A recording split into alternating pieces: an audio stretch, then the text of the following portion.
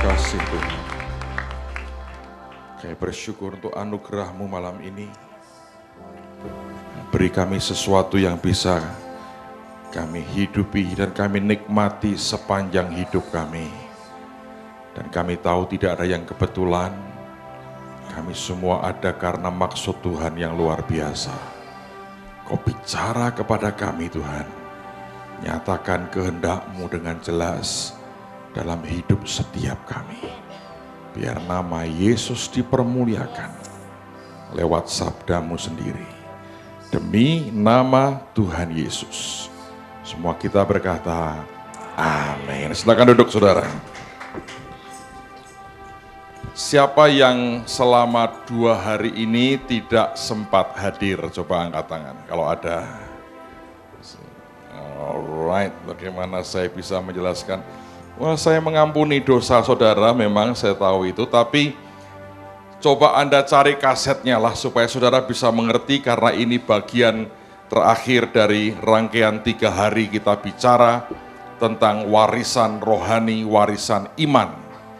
Hari pertama kita telah belajar bahwa sebenarnya hidup kita ini tidak harus hanya hidup dengan potensi yang ada pada kita karena potensi bawaan dari lahir istilahnya. Tapi Tuhan memberikan kepada kita warisan rohani.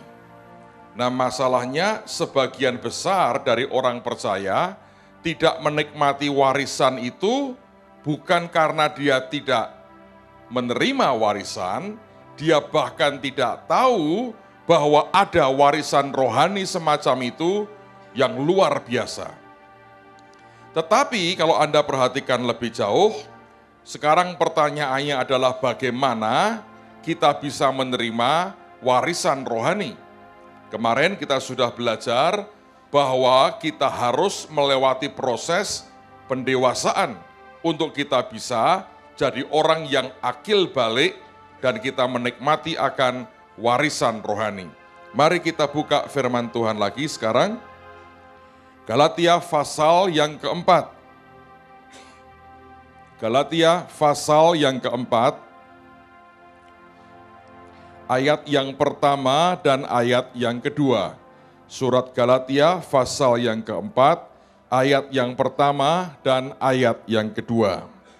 Saya harap kita bisa selesaikan materi ini, walaupun mungkin nanti hanya sebagian besar saja, tapi saya harap akan memberikan bekal yang ajaib.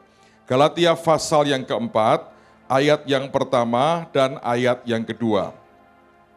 Yang dimaksud ialah, selama seorang ahli waris belum akil balik atau belum dewasa, sedikitpun ia tidak berbeda dengan seorang hamba. Sesungguh pun ia adalah tuan dari segala sesuatu. Tetapi ia berada di bawah perwalian dan pengawasan sampai pada saat yang ditentukan oleh bapaknya. Jadi orang tidak bisa mengklaim dirinya dewasa, bapak yang berkata, ya kamu sudah dewasa. Kemarin saya jelaskan pada masa yang lampau, orang-orang yang kaya, para raja, para bangsawan, mereka punya tradisi dalam mendidik akan anak-anaknya, terutama anak-anak laki yang mewarisi akan kekayaan kelak daripada orang tuanya. Orang-orang ini dititipkan pendidikannya kepada bujang atau pelayan paling senior dari keluarga itu. Nah, pelayan atau hamba senior inilah yang mendidik anak itu segala macam pekerjaan yang kelak harus dia kuasai ketika dia menjadi ahli waris dari kekayaan bapaknya. Yang menarik adalah dengan dia ikut dari hamba ini, maka sebenarnya akan lahir hati hamba pada anak ini. Dia kelak diharapkan menjadi orang yang tahu apa yang harus dikerjakan tanpa dia meninggikan diri atau menyombongkan dirinya. Dan inilah yang sebenarnya Tuhan inginkan dalam kehidupan kita. Nah, sekarang kita akan teruskan lebih jauh. Kemarin saya sudah jelaskan Mengapa Eliezer yang mencarikan jodoh buat Ishak? Mengapa Yusuf yang diberi jubah yang maha indah? Kenapa anak bungsu yang kembali mendapatkan jubah yang indah itu dan diberi cincin pada jarinya? Kemarin sudah kita jelaskan. Nah, untuk mempersingkat waktu sekarang kita teruskan lagi. Mengapa harus dewasa? Ini sebuah pertanyaan yang baik. Kenapa orang itu harus dewasa? Gampangnya kita berkata, ya kalau enggak dewasa bagaimana mungkin dia bisa ngatur semua, ya kan? Tapi mari kita lihat firman Tuhan lebih jauh. 1 Korintus pasal yang ketiga. 1 Korintus pasal yang ketiga. Lihat mulai ayat yang pertama. Dan aku, saudara-saudara, pada waktu itu tidak dapat berbicara dengan kamu seperti dengan manusia rohani, tetapi hanya dengan manusia duniawi yang belum dewasa dalam Kristus. Paulus bicara ayat pertama ini tentang sesuatu yang sudah lampau. Dia berkata, pada waktu itu, dia berkata, kamu ini manusia rohani yang belum dewasa. Waktu itu, dia berkata begitu ya. Susulah yang kuberikan kepadamu bukanlah makanan keras, sebab kamu belum dapat menerimanya.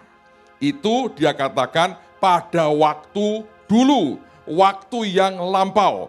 Kamu masih seperti bayi. Lihat sekarang kalimat berikutnya. Dan sekarang pun kamu belum dapat menerimanya. Kemarin saya berkata, Anda bisa bertambah tua, belum tentu Anda dewasa. Apalagi hal rohani. Banyak orang tua berkata kepada anaknya, aku ini sudah makan asam garam dunia. Kamu belum lahir, aku sudah khotbah katanya. Tidak jaminan, ladies and gentlemen, tidak jaminan. Anda boleh makin tua, tapi makin kekanak-kanaan. Soal dewasa dalam Tuhan, usia ternyata tidak berpengaruh. Buktinya orang Korintus ini sudah sekian waktu, dulu masih belum dewasa. Sekarang pun Paulus berkata juga belum dewasa. Tidak jelas memang berapa waktu yang terbuang pada waktu itu, tapi kemudian membuktikan usia mereka tambah tua, kedewasaannya tidak bertambah. Ayat berikutnya. Susulah yang kuberikan kepadamu, ayat yang kedua tadi, bukanlah makanan keras, sebab kamu belum dapat menerimanya, dan sekarang pun kamu belum dapat menerimanya. Karena kamu masih manusia duniawi. Lihat saudara, kalau kita ini masih belum akil balik, kita ini masih duniawi. Yang dipikirkan perkara-perkara yang dunia. Loh, bukannya kita ini tidak membutuhkan hal-hal dunia. Saya berkata, semua kita butuh, semua kita menikmati. Tapi fokusnya, kalau manusia yang belum dewasa itu, hal-hal yang duniawi. Nah, bagaimana mungkin dia bisa menerima hal-hal yang surgawi? Beda sekali.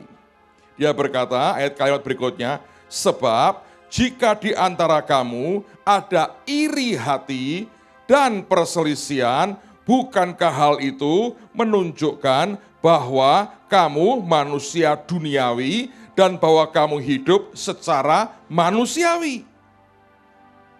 Jadi kalau Anda ini gampang iri, gampang ribut dengan orang, Paulus mengatakan dengan inspirasi Roh Kudus, itu tanda belum dewasa. Kamu belum bisa menerima hak warismu secara utuh. Ayat berikutnya. Karena jika yang seorang berkata, aku dari golongan Paulus, dan yang lain berkata, aku dari golongan Apolos, bukankah hal itu menunjukkan bahwa kamu manusia duniawi yang bukan rohani? Kalau masih golongan, masih egonya begitu kental dan terasa, nah itu dia berkata, itu menunjukkan bahwa kamu manusia duniawi. Ayat 5. Jadi apakah Apolos, apakah Paulus, pelayan-pelayan Tuhan yang olehnya kamu percaya masing-masing menurut jalan yang diberikan Tuhan kepadanya. Jadi setiap orang itu punya alat untuk menjangkau. Setiap orang itu punya jalannya sendiri yang Tuhan tentukan untuk dia bertobat. Nah, sebagian lewat Apolos, sebagian lewat Paulus. Dia berkata, kami ini cuma pelayan Tuhan. Jangan di kotak-kotak bahwa ini kelompok ini kelompok itu. Itu duniawi banget kalau masih begitu. Nah, kalau Anda bisa bercermin, betapa banyaknya orang Kristen yang dalam kategori duniawi kalau kita ngikuti perkataan Alkitab ini.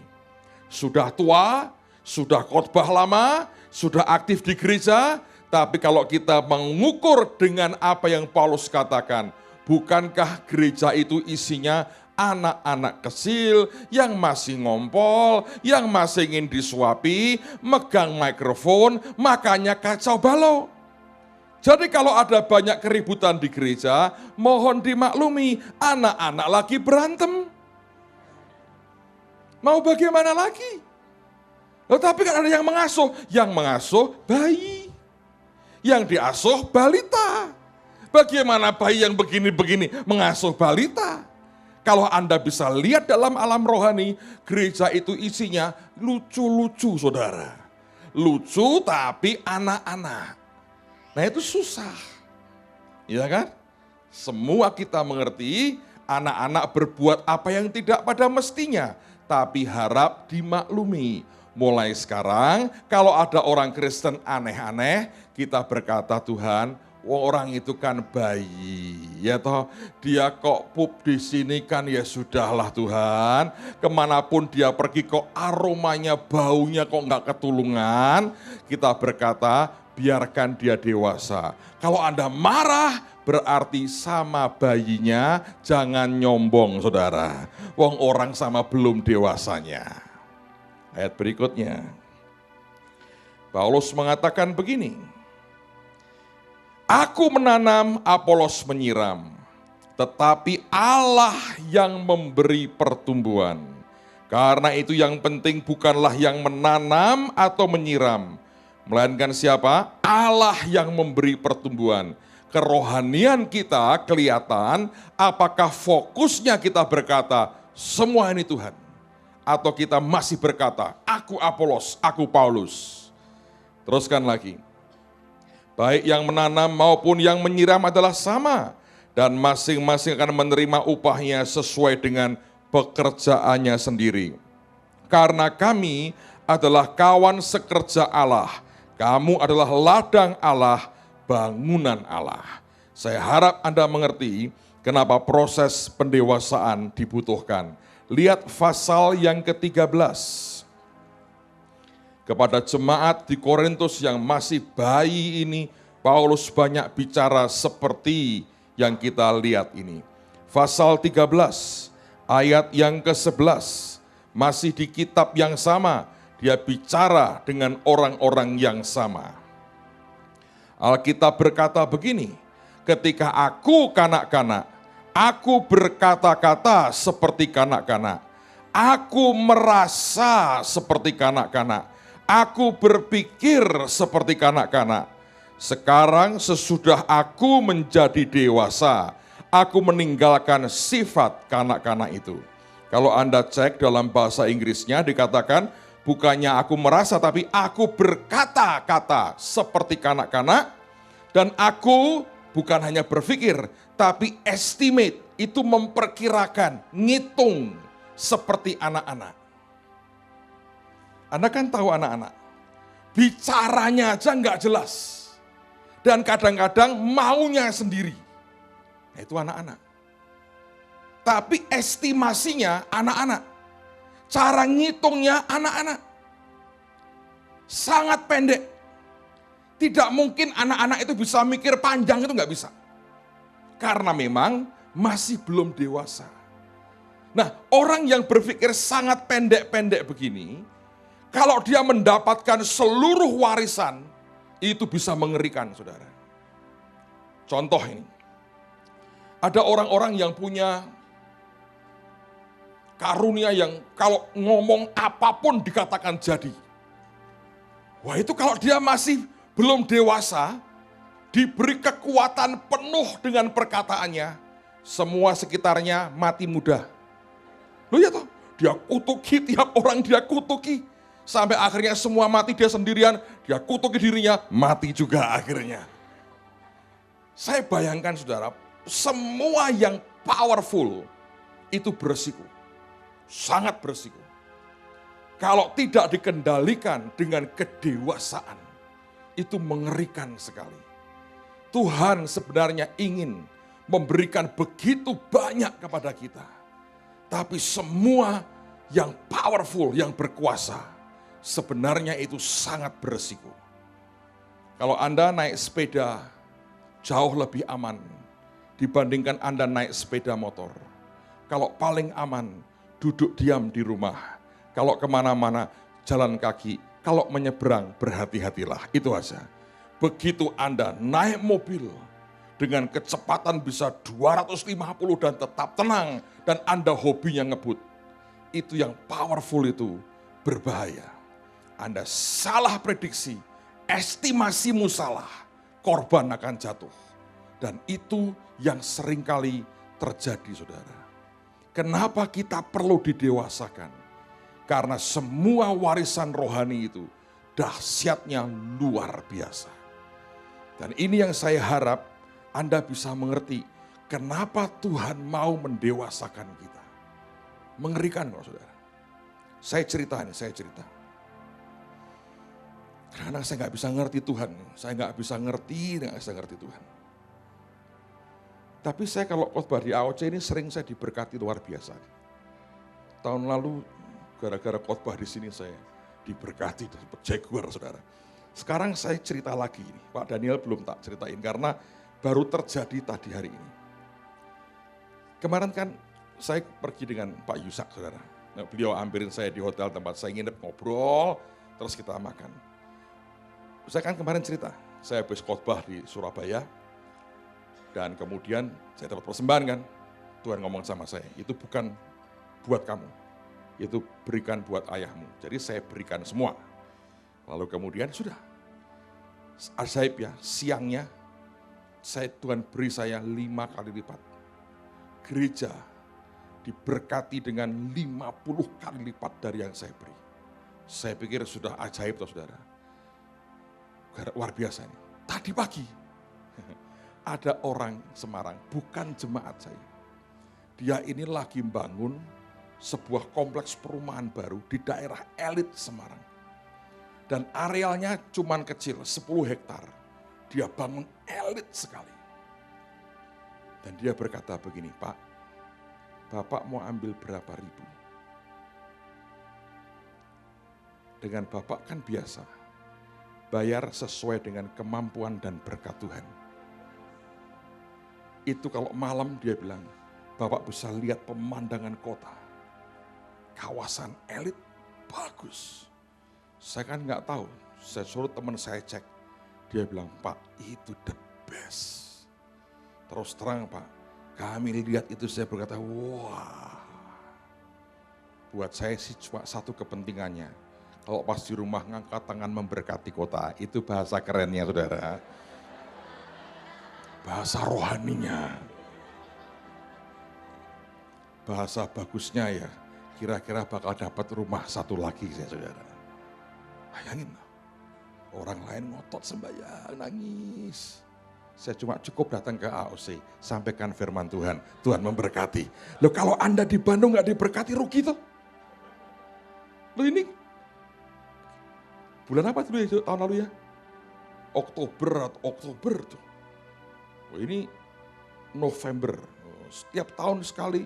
Lumayan loh, tuh jaguar, ini rumah. Saya mau Bapak mau berapa ribu meter tanahnya. Tahun depan saya khotbah lagi deh, gak apa-apa lah saudara.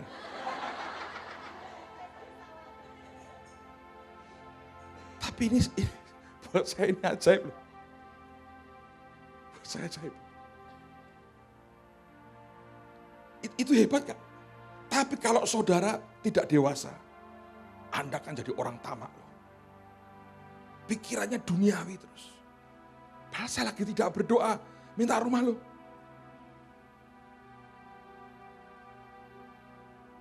Saudara, ini sekali lagi saya berkata, semua yang dari Tuhan itu, yang powerful itu, memang beresiko. Saudara.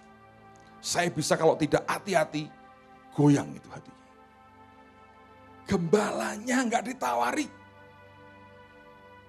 Saya ditawari. Kata istilahnya Joya, kita susah menolak berkat Tuhan. Betul ya? Dia selalu ngomong terus gitu sama saya. Tapi saya mau berkata buat saudara, jadilah dewasa. Sebab ketika Tuhan memberikan warisan itu, makin lama makin utuh. Ternyata akibatnya besar buat kehidupan kita. Lihat lagi sekarang, pasal yang ke-14.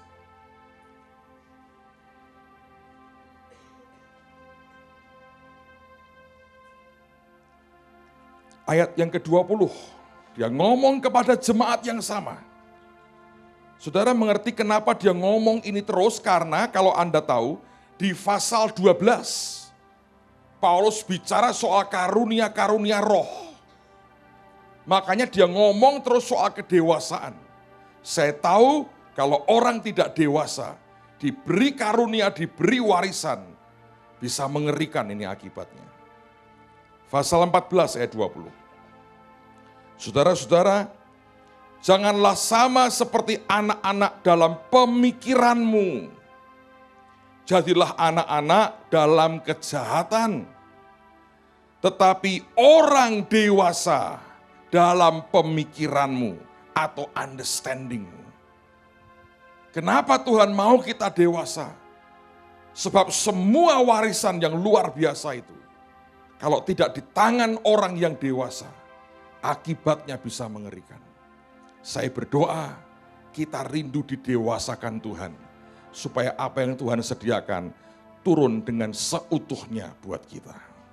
Nah sekarang Anda perhatikan, pertanyaannya adalah, bagaimana cara Tuhan mendewasakan? Mari kita lihat sekarang Roma pasal yang ke-8. Ini yang harus dilewati. Roma pasal yang ke-8. Ayat yang ke-14. Roma 8 ayat yang ke-14.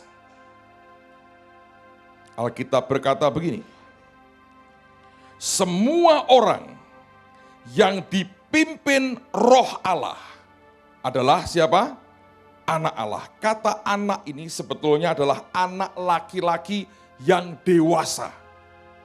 Jadi ini bukan anak biasa, tapi anak laki-laki yang dewasa. Nah, kata dipimpin itu dari suatu akar kata yang artinya sebetulnya sebuah intens konflik, sebuah konflik yang beratnya luar biasa. Kalau Anda dalami ayat ini, Paulus mau berkata, untuk orang menjadi dewasa, Anda perlu Eliezer. Eliezer terbaik memang bukan manusia, tapi siapa? Roh Kudus. Sesuai dengan namanya, penghibur, dialah Eliezer, dialah Holy Spirit, dialah Roh Kudus. Tuhan bisa pakai hamba Tuhan tertentu untuk didik saudara dan saya. Tapi the best Eliezer adalah Roh Kudus. Tapi untuk orang dipimpin Roh Tuhan itu ternyata tidak mudah. Harus dia mengalami dan itu pasti dia mengalami. Yang namanya intens konflik. Sebuah konflik yang beratnya luar biasa harus dilewati. Antara siapa? Antara kehendak Tuhan dengan kedagingannya. Dengan kecenderungannya. Dengan ketidakdewasaannya. Dengan kesenangan pribadinya. Dengan kemanusiaannya. Yang selalu memilih jalan yang beda dengan apa yang Roh Kudus mau berikan. Dan di situ seringkali konflik itu merobek-robek hidup kita di dalam begitu besar. Dan pertanyaannya adalah, siapa yang Anda pilih untuk menjadi pemenangnya? Sebab Yakub pernah bergulat melawan Tuhan dan dia menang loh saudara. Bukan Tuhan yang menang. Dan saya mau berkata, seringkali Tuhan kalah bergulat dengan kita. Buktinya sudah bertobat 10 tahun, hidup tidak berubah saudara. Kan Tuhan kalah Anda menang kan? Tuhan berkata, jenis ini harus dengan doa dan puasa. Saking beratnya ditaklukkan. Iya kan? Saking beratnya sampai Tuhan, susah yang ini. Untung dia panjang sabar. Tapi seringkali Tuhan sudah tobat-tobat lihat kita. Ini susah ditundukkan. Makin kita nggak bisa tunduk, makin tidak bisa menjadi anak laki-laki yang dewasa. Sebab hanya anak laki-laki yang dewasa, yang disebut akil balik, yang berhak menerima warisan itu. Hari pertama Ibu Iin bangga, saya anak pertama. Tapi beliau bukan pria, saudara. Menurut ayat ini, anak laki-laki yang dewasa. Jangan cerita-cerita, nanti saya disikat lagi di mimbar yang lain, saudara. Tapi supaya Anda jelas persoalannya. Jadi pria-pria ini yang berhak, bukan dia sebetulnya, saudara.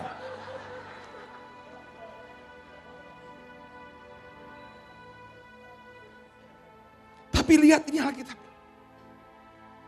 Sebuah kekuatan pergulatan yang intens, yang berat sekali.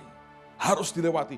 Dan jujurnya, saudara, makin dewasa dibawanya, makin berat, makin intens konfliknya. Kalau kita bisa mengatasi itu, dan kita memilih yang Tuhan mau, Anda akan makin cepat didewasakan. Tapi kalau dalam konflik itu, Anda bersikukuh dengan apa yang kau sukai, akan makin lambat. Nah, saya mau tunjukkan bahwa seorang anak-anak yang belum dewasa, bahkan kehormatan di depan mata bisa hilang. Mari buka Hakim-Hakim pasal yang ke-8. Kitab Hakim-Hakim pasal yang ke-8. Malam ini kita belajar dari banyak ayat. Hakim-Hakim pasal yang ke-8. Tidak ada waktu untuk kita bisa membahas semuanya, tapi judul perikopnya orang Midian dikalahkan dan raja-raja dibunuh. Gideon menangkap Sebah dan Salmuna, raja-raja orang Midian. Kalau Anda baca story ini bagus sekali, saudara. Nah, setelah ditangkap, sebenarnya Gideon pada waktu itu mau memberikan sebuah kehormatan kepada anaknya. Dua raja ini tidak bersenjata, dibelenggu, mau diapain aja, sudah tinggal nurut dan itulah nasibnya. Gideon bisa bunuh dengan gampang Sebah dan Salmuna. Tapi hari itu dia bawa anak sulungnya, anak laki-lakinya. Dan detik itu dia berpikir, aku akan berikan kehormatan ini kepada anakku. Sebab siapa yang membunuh raja itu, apakah karena dia perang atau kehormatan, tetap itu kehormatan. Ingat ketika Deborah dan Barak mau berperang, Deborah berkata, kamu perang. Baraknya berkata, enggak, kalau kamu tidak ikut aku enggak mau perang. Deborah berkata, baik, tapi kehormatan akan diberikan kepada seorang wanita. Sehingga kalau Anda lihat Sisera, itu matinya di tangan siapa istri daripada Yair. Itu wanita yang bunuh dia, bukan Barak. Jadi kehormatan jatuh ke tangan wanita itu. Hari itu, Gideon berkata kepada anaknya, nak, aku beri kamu kehormatan. Dua musuh besar kita sudah ditangkap. Lihat pada ayat sekarang yang ke-20. Katanya kepada Yeter. Nah, nama Yeter artinya superiority. Orang yang punya keunggulan, kelebihan, superior. Lebih daripada yang lain. Dia berkata, katanya kepada Yeter, anak sulungnya. Bangunlah, bunuhlah mereka. Tetapi orang muda itu tidak menghunus pedangnya. Karena ia takut. Sebab, apa saudara? Ia masih muda. Lalu kata Sebah dan Salmuna, bangunlah engkau sendiri dan paranglah kami. Sebab seperti orangnya demikian pula kekuatannya. Maka bangunlah Gideon, dibunuhnya Sebah dan Salmuna. Kemudian diambilnya bulan-bulanan yang ada pada leher onta mereka. Yeter namanya superiority. Dia sudah unggul, tinggal dia buat sebuah langkah terakhir. Dan dia terima kehormatan dari bapaknya dan dari Tuhan. Gideon berkata, nak, bunuh dia. Tidak berani, saudara. Dia takut, dan Alkitab berkata, sebab dia masih apa? Muda. Kata muda dalam bahasa Ibrani itu antik sekali. Kata muda ini dari satu kata yang artinya begini, seperti orang memegang surai kuda atau singa untuk mengendalikannya. Dalam hidup Anda dan saya, ada yang namanya keliaran kuda dan kegarangan singa. Kalau saudara belum bisa menaklukkan kuda dan singa di dalam kita, Anda belum dewasa. Anda masih tergolong terlalu muda. Dan kalau diberi kehormatan di depan mata aja, hilang. Sebab kekuatan di dalam untuk melakukan itu dan menerima kemuliaan tidak ada ternyata. Kalau Anda menyadari siapa hidupmu, saya harap engkau mengerti ada kuda dan singa loh di dalam kita. Yang sewaktu-waktu itu bisa meringkik dan lari sekencang-kencangnya. Tidak pernah jelas arahnya kemana. Dia tendang kanan kirinya. Atau lebih ganas lagi, kalau singanya keluar, entah lawan entah kawan, dia hajar semua, dicapik-capik. Nyeselnya baru kemudian, kenapa gua bunuh semua ya? Di dalamnya ada itunya. Yeter ini dikatakan dia takut karena dia masih muda. Kemudaan artinya belum bisa menaklukkan kuda dan singa di dalam kita. Semakin Anda dewasa, saudara akan makin punya penguasaan diri. Semakin Anda dewasa, hidupmu akan jauh lebih tenang. Semakin Anda dewasa, Anda tidak akan gampang bereaksi dengan apapun yang datang dalam kehidupan kita terlalu cepat. Kita akan punya penguasaan diri yang begitu ajaib dan itu yang Tuhan suka. Kalau Anda cukup dewasa, apapun, tawaran apapun boleh datang dalam kehidupan Anda.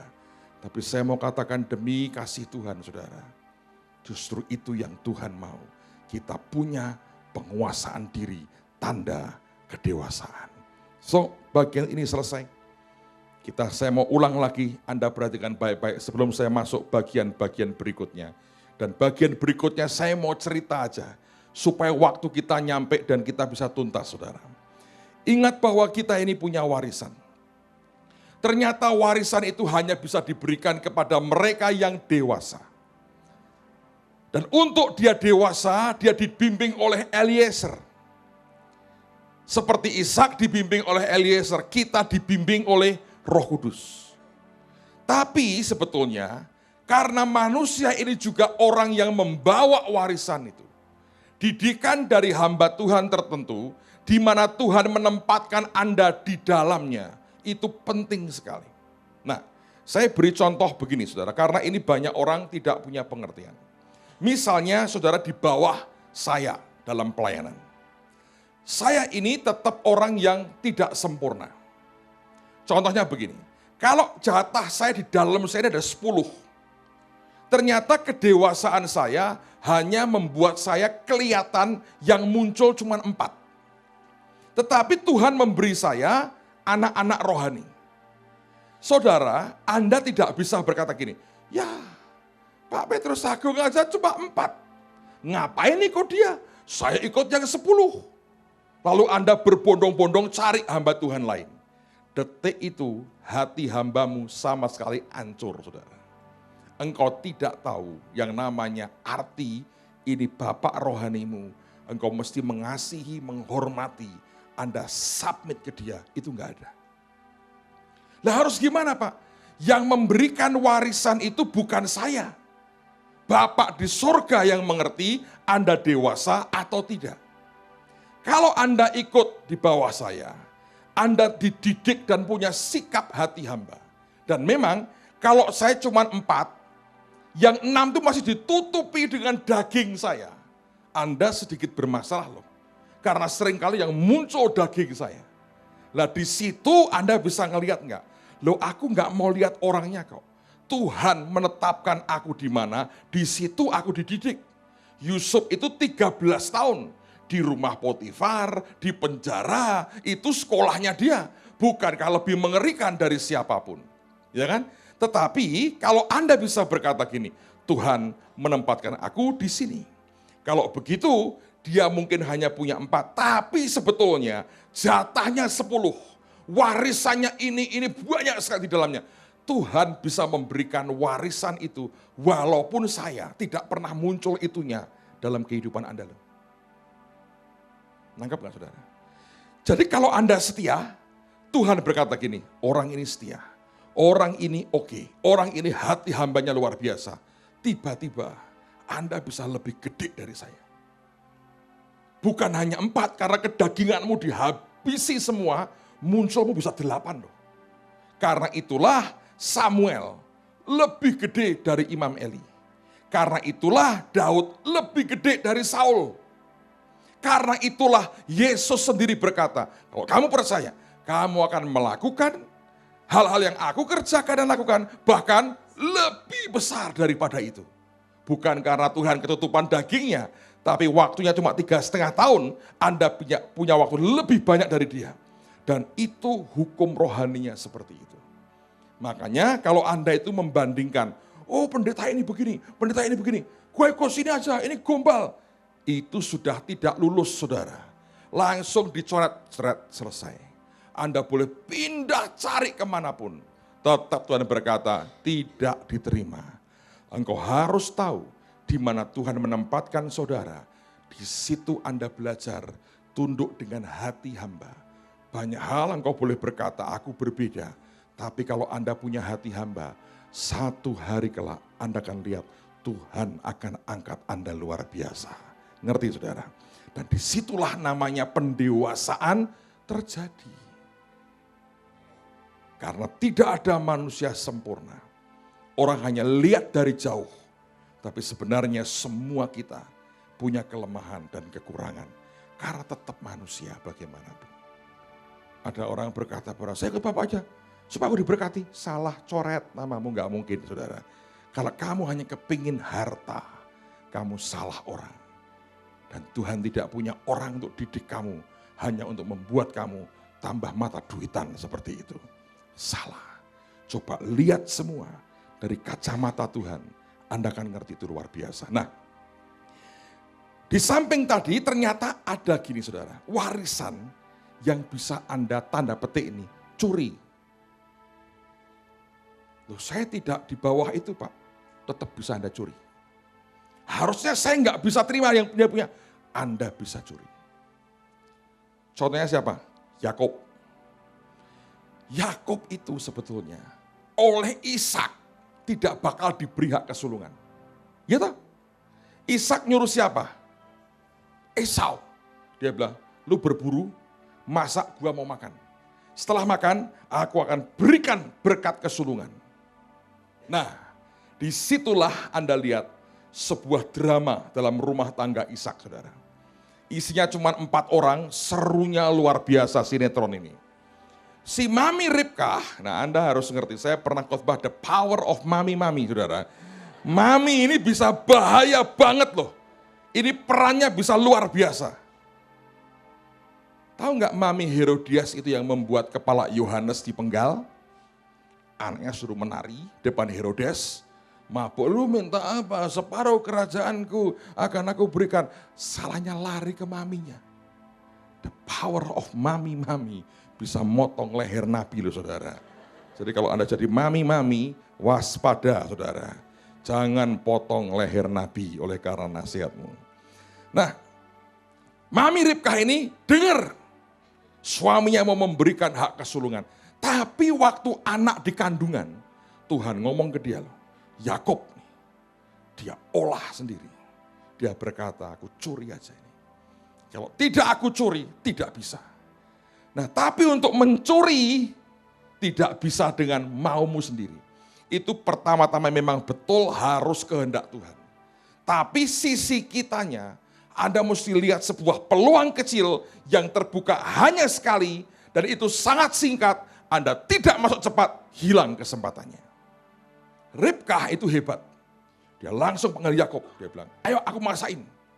Kamu pakai semua yang Esau biasa pakai. Kamu pura-pura jadi Esau. Nah, Ishak hari itu dia sebetulnya buta matanya. Rabun, nggak lihat. Dan sebenarnya kalau Anda perhatikan, Tuhan izinkan itu. Kalau lihat, nggak bisa ditipu. Dengar ya saudara ya. Kalau Anda mau nurut Tuhan, Tuhan tidak sampai mengizinkan Anda tertipu. Kalau Tuhan sayang Anda, tapi maumu sendiri, nanti kau dibuat kabur supaya bisa ditipu. Kenapa Ishak harus kabur? Supaya bisa ditipu. Kenapa harus buta? Supaya bisa ditipu. Itu aja. Enggak ada yang lain kok. Kalau dia melek, Yakub lu main drama jadi Esau ya. Nah, ketahuan kan? Kalau dia buta, bisa ditipu. Dan Mami Ribka ngerti itu loh saudara. Dia buat. Nah, orang ini hatinya cenderung, Ishak ini cenderung ke Esau. Dia sudah tidak peduli Tuhan ngomong apa. Itu gawatnya orang ini. Pokoknya anak pertama. Nggak mungkin anak kedua. Tapi keinginan nafsu makannya gede. Makanya ketika mau memberikan hak kesulungan, minta makan dulu. Sesajinya harus jelas. Binatang buruan begini. Gawat loh, ini.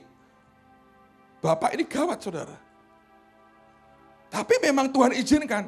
Supaya apa? Ketipu. Tapi kalau Anda nipu dengan tidak jujur, tetap bayar harga. Repot toh Pak? Ya memang repot. Dalam keadilan Tuhan, Ribkah tidak ketemu lagi dengan anaknya sampai dia mati. Ngerti saudara? Ishak masih belum mati-mati. Kagak lihat tapi tetap hidup. Hebat banget saudara. Awet. Nah apa yang terjadi? Yakub datang nih. Ishak berkata, suaranya suara Yakub. Dipegang ini ya burunya Esau.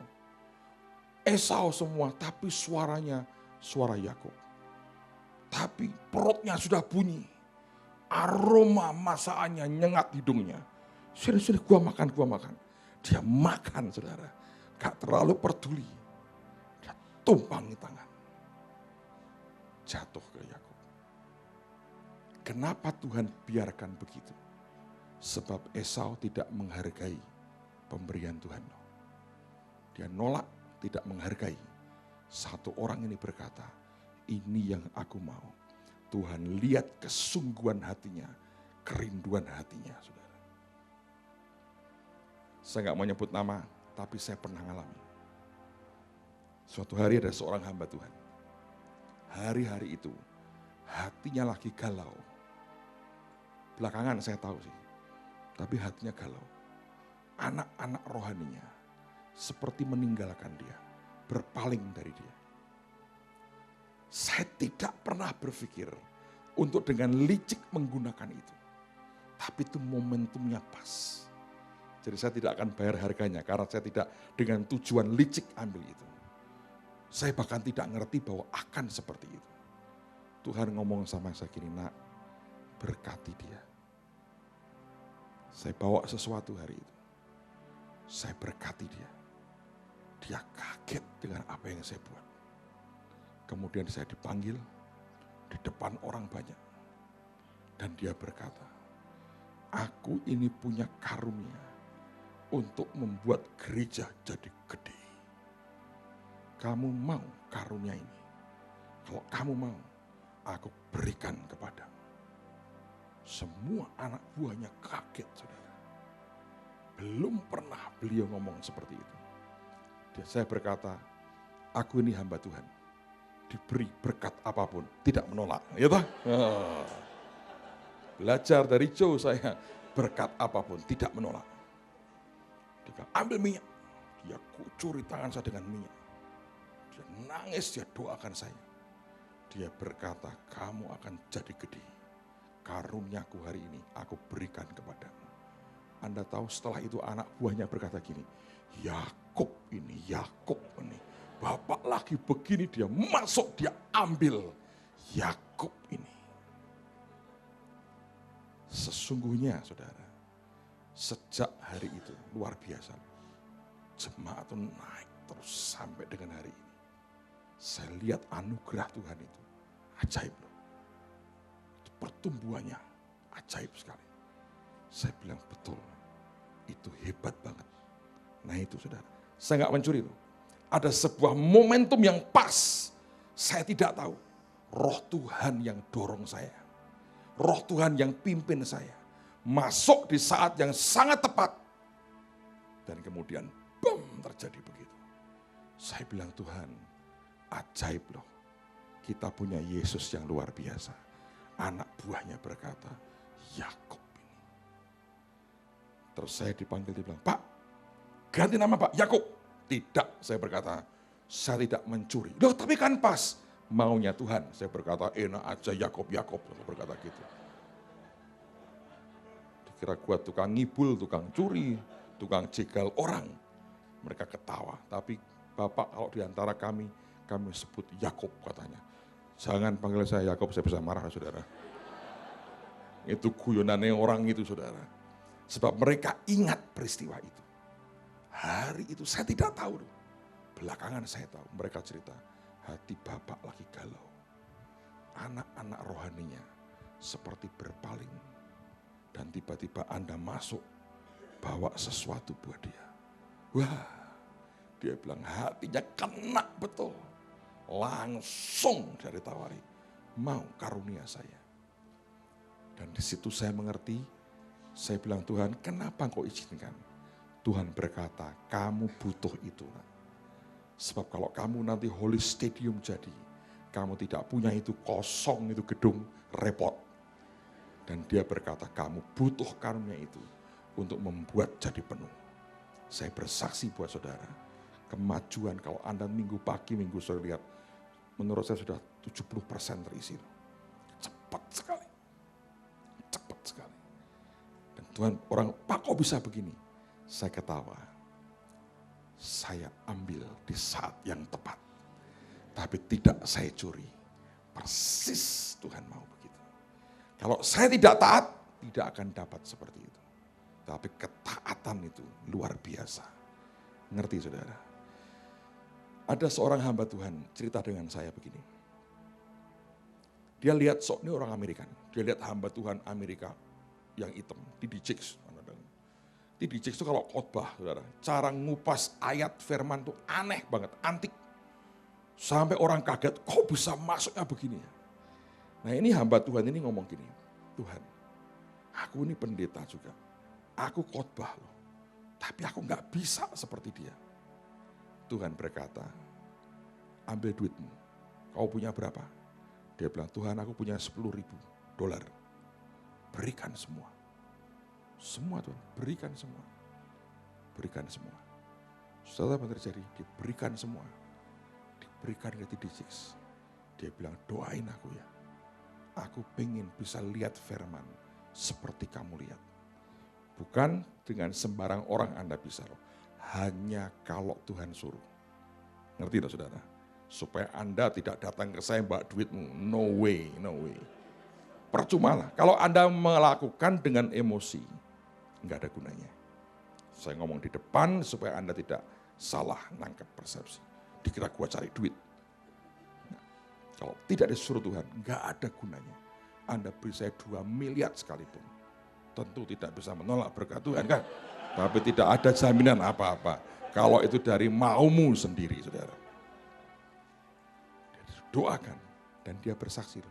Sejak hari itu, dia baca firman, beda banget. Ajaib ya, itu warisan rohani. Kadang-kadang hal-hal yang sifatnya profetis, orang gak terlalu peduli. Orang gak terlalu berkata, buat apa? Gak ada itu. Tapi kemarin saya ceritakan, 5 roti 2 ikan. Dari sore saya berdoa, Roh Kudus berkata begini, kalau hari itu kamu menyesali dengan 5 roti dan 2 ikan, dan kamu kepingin uang, katakanlah 2 juta, 20 juta, 200 juta, bahkan 2 miliar dari orang itu. Kamu hanya terima segitu loh. Tapi ketika kamu terima dengan hati yang benar di hadapanku, lihat, aku buka begitu banyak berkat. Lihat, aku tidak berhenti memberkati engkau. Hitung semua kelak, berapa yang akan kau terima. Jauh lebih banyak dari bahkan cuma 2 miliar sekalipun. 5 roti, 2 ikan. Luar biasa. Saya berharap saudara, Anda nangkap ini. Jadi ada cara yang memang itu bukan jatahnya sebetulnya. Tapi karena kesungguhan kerinduanmu begitu besar, Tuhan bisa memberi. Dengan cara tertentu yang tidak masuk akal, momentumnya bisa pas banget. Anda dapat persis seperti yang Tuhan mau. Yang terakhir sekali, sebetulnya tergantung dari kecerdasan rohani kita. Contohnya Yusuf. Yusuf itu punya 2 anak. Siapa saudara? Anak pertama siapa? Manasye. Anak kedua siapa? Efraim. Harusnya dia yang numpangi tangan anak-anaknya. Ya toh? Ini orang smart. Dia ngerti warisan bapaknya. Dia kenal betul siapa bapaknya. Tidak ada cerita bahwa saudara-saudara yang lain melakukan yang sama. Tapi hari itu dia bawa Efraim dan Manasye menghadap kepada Yakub dan berkata, berkati bapak anak-anak. Dia sodorkan kepada bapaknya.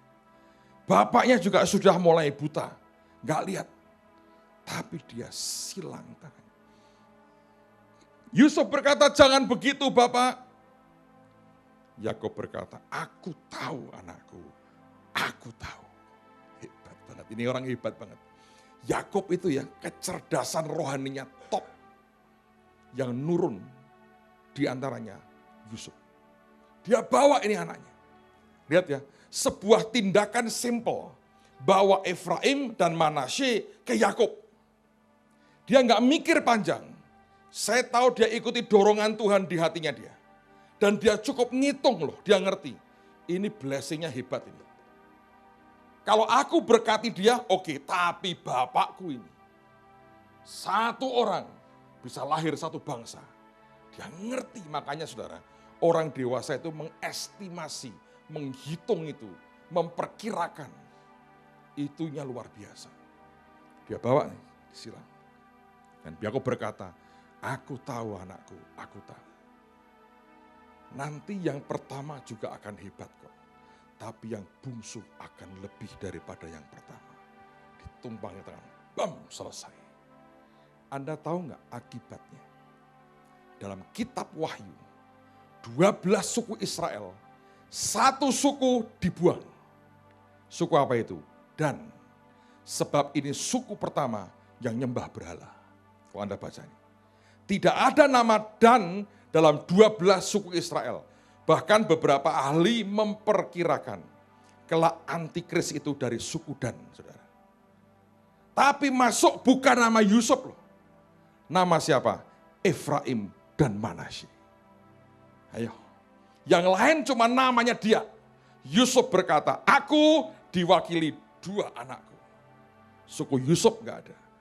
Yusuf jadi Efraim dan Manasye. Dan digusur anak kecil 2 masuk 12 suku Israel. Wow, saya berkata, siapa yang ngira bahwa sebuah tindakan simple seperti itu akibatnya bisa kekal loh saudara. Makanya kalau kita tidak mau didewasakan oleh Tuhan, Anda tidak akan pernah bisa menikmati blessing yang begini ajaib yang Tuhan sediakan buat kita. Saya berdoa saudara, demi kasih Tuhan, Anda bisa ngerti ini. Karena inilah yang Tuhan sediakan buat kita. So nikmatilah warisan rohani. Tahun depan, ingat hari pertama, ada janji yang berkata, engkau akan makin bertambah banyak. Saya bilang betul. Sebab tahun ini saya sudah mulai lihat itu. Apa yang bakal terjadi tahun depan? Loh, saya memang rumah tadi belum mengiyakan. Saya masih mau hadapkan ke Tuhan, saudara. Tapi kalau bos saya berkata, jatahmu nak, tahun depan rumah saya 2, saudara. Kan biasa. Loh, kok 2 Pak? Ya memang belum 5, tapi 2, saudara. Dan Tuhan beri yang oke loh. Tuhan beri yang oke. Saya seringkali bergurau Tuhan kalau sama saya itu enggak tegaan, saudara. Beri yang oke. Tapi saya lihat jiwa-jiwa, saya lihat kegerakan, saya sudah mulai lihat loh saudara. Walaupun kita belum selesaikan tahun ini, tapi saya sudah bisa ngintip ke depan. Ini ajaib loh tahun depan. Kenapa Tuhan suruh saya bagikan ini? Supaya Anda bisa menikmati yang Dia beri. Bukan hanya kamu akan bertambah banyak, akan lahir raja-raja. Dan itu janji Tuhan buat semua kita. Amen saudara. Ayo berdiri sama-sama.